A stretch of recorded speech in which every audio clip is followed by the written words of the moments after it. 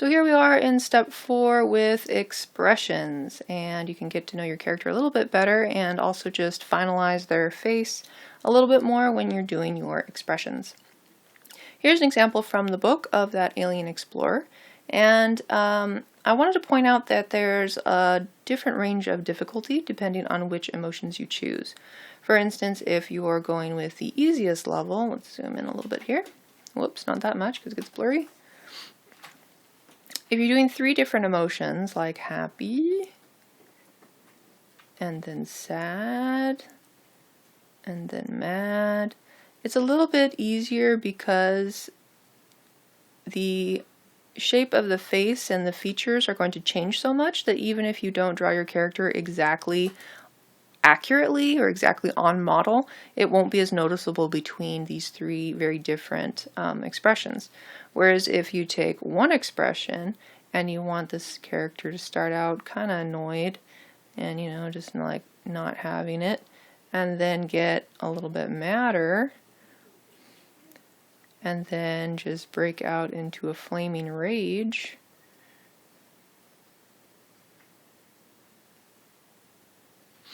that gets a little bit more difficult because the shape of the features and the head is more similar. So as you can see over here in the example, at first this looks great, you know that this is a really accurate depiction of this alien character through all 3 faces, and it looks like the same character. But if you look closer, this one got, you know, a larger jaw up in front where these are smaller, and the nose shape got really wiggly here, whereas this one's super smooth and this one has more of a bump like that. So these kinds of little tiny inaccuracies that may pop up are less noticeable when these expressions are more varied. So it depends on how much of a challenge you want. If you want to do, you know, just start out easy, that's fine. There's nothing wrong with easy. It's not actually that easy. It's more like just easier than the other 2. Then you've got your medium of getting mad, mad, or maddest. The hardest is a transition of emotion. This is basically animation. So if you're studying animation and you're not really ready to get into full-blown animation, you can start off with what would be your keyframes of having your character happy, and you want to get them over to a frown. Well, then how many do you have to put in the middle before you can make it a believable transition between happy, neutral, and frown? You might have to stick in, you know, 5 or 6 to get that feeling of how it went from the extreme happy to just, you know, pleased, and then neutral, and then maybe a little bummed out, and then super sad. So there's those for you, and we're going to go back over to the demo, the little carpenter girl, for some expressions. So right now her head is really loose, really simple, and I don't have it nailed down. So I might spend with my first sketch, oh, that's a really thick pencil, just breaking down the shapes. That I know I want this wide head. That's why I chose this design. I really liked this oval, sideways oval for her head shape. I tend to draw really sketchy, guys. I apologize. I'll try to clean that up a little. And then I gave her a little oval nose, and this time I'm going to set it down a little farther from the top of her head so that I have a nice wide forehead, and then I'll have a cute little mouth. And I gave her very wide set eyes in my original sketch, so I'll try that again.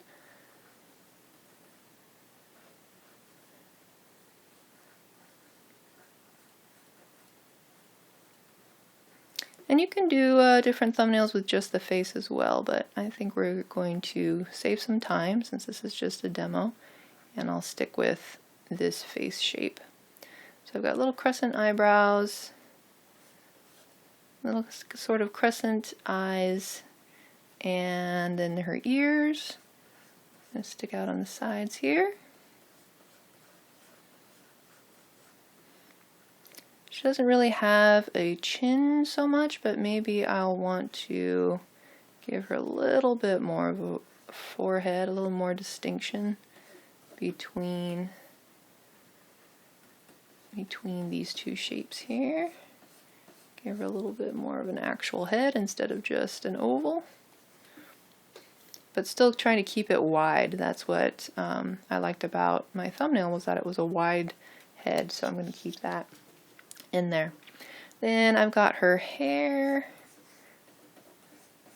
on top here. Trying to break it down more into shapes that I can replicate, so rather than just scratching out hair like randomly, like I would in an illustration, I'm going to try to make it shapes that I can repeat in the next drawing. And then for her little pigtails, I'm going to try to give that a bigger shape as well. And maybe give her some little bows so that we can tell this is her hair getting tied up. And I'll round off those shapes a little bit more. Almost like little mittens.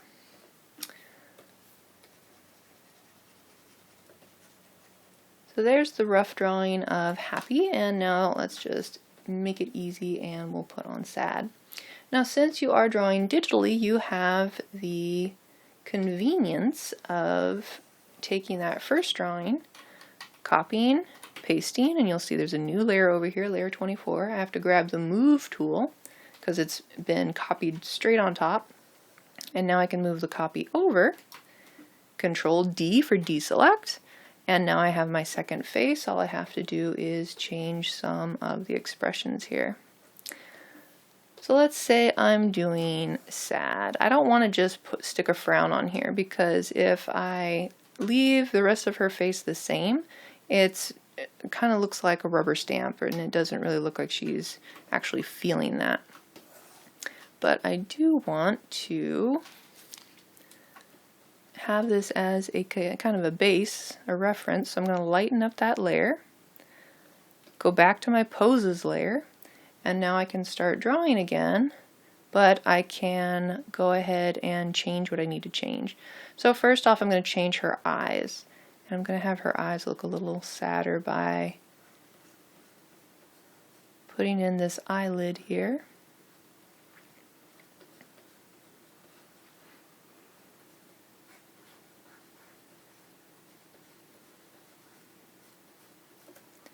Keeping her nose where it is. But then we'll put that little frown down there. I'm also changing her eyebrows to tilt more up. And I'll also just droop her face a little bit more.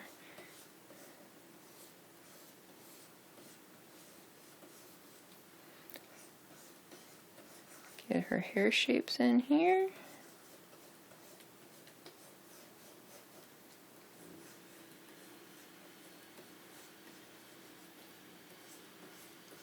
And maybe a little bit like animal ears that droop when they're feeling down. Maybe her pigtails droop a little bit when she's feeling down.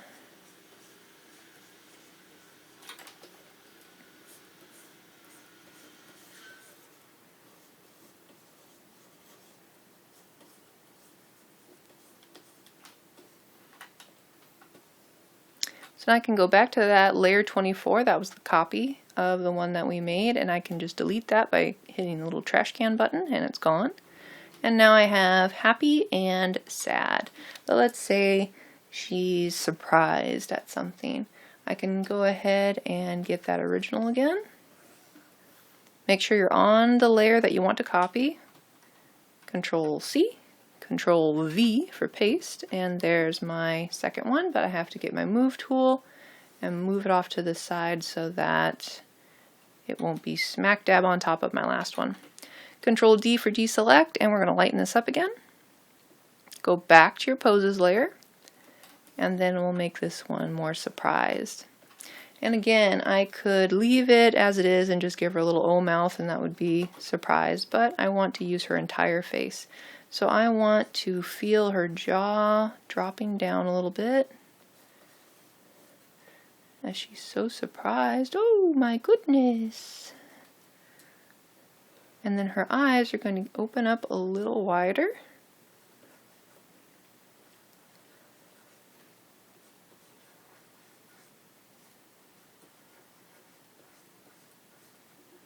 Maybe she's just had a great idea for her next project. And again, we can also show this emotion in her hair. So before it was going down when she was sad, maybe when she's surprised, oops, they go out a little bit. Or even up. Let's try the other one up and see which one I like better. Oh, I definitely like up better. But you can see I'm running into my previous drawing and I can't do that. So I'm going to move this one, move it down. And then I'll also take my layer that I'm drawing on top of and I'll move that down too. Actually, I kind of like how the hair is going all kinds of ways. Now she's really scared. And then on her bangs as well, whoops, I got to go back to my poses layer. I might have these shapes sticking up this time because of the surprise.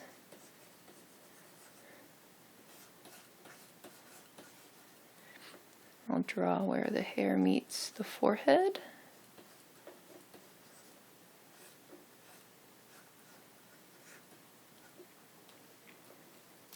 And I think I might even shrink her pupils and her irises a little bit more to really just show that being startled, being surprised. Whoa! I'll get rid of that layer 24, delete. And now I've got my sketches for my emotions of happy or pleased, and then sad and surprised.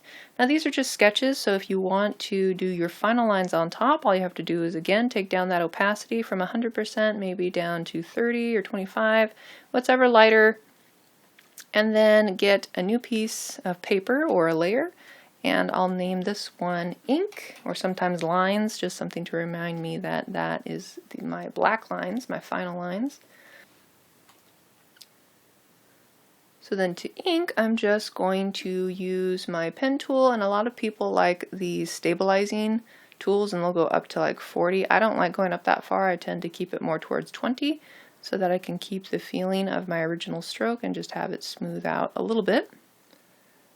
Oops. And I'm just going to trace over my lines.